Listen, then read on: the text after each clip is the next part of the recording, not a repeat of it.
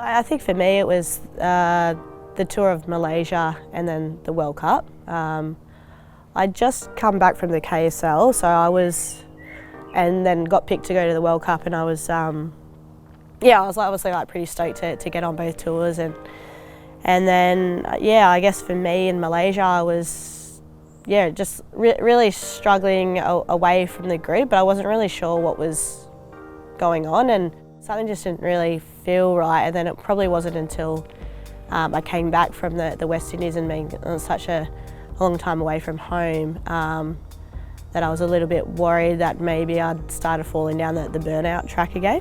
When I noticed it was a little bit more physical, it was probably during Big Bash. I think obviously like a lot of players sort of were struggling during that time.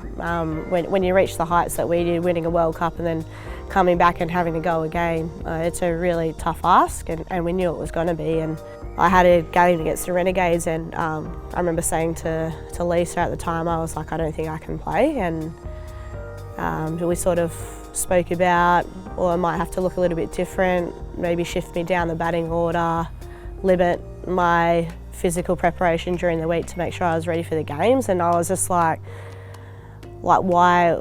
Well, at the time I was like, well, why are we having to do that? Like, what's actually going on here? And then it got progressively worse to the point where I wasn't even warming up for games because I physically couldn't. All I could do was literally go out and play, which to me was like, something's not right here.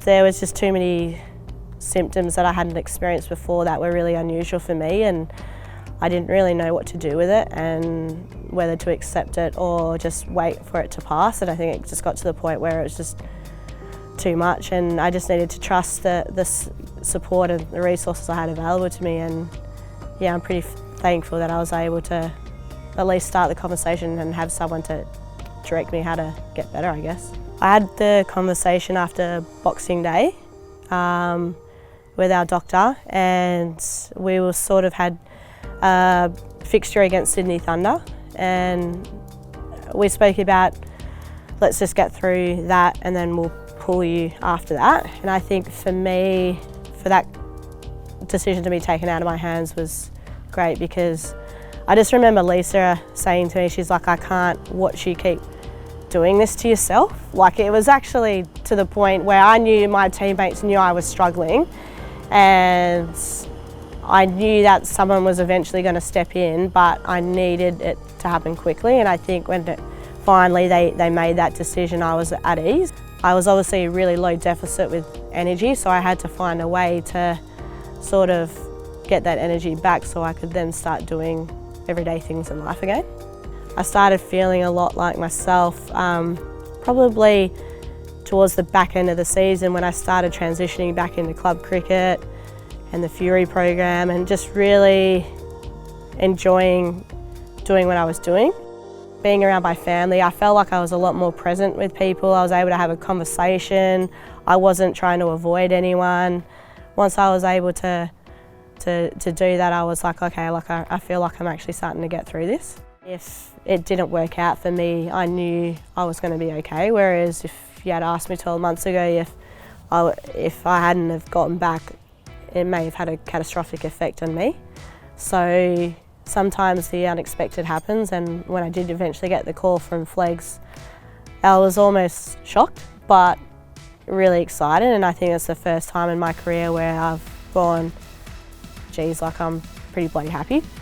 I remember speaking to Modi, and he mentioned, do you mind if I pass you details on to Moises Henriques? I reckon he would be really good to have a chat.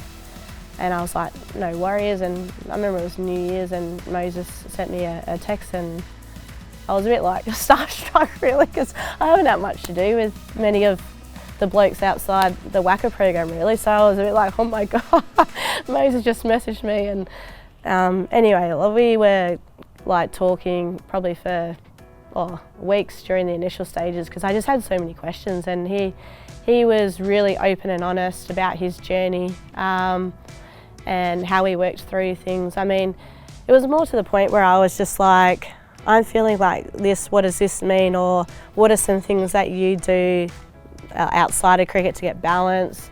It was just really well received by him, and I mean, we still every now and then make contact, and yeah, I think he was stoked to see me back in the Aussie and over here in the UK, so yeah, it was really nice.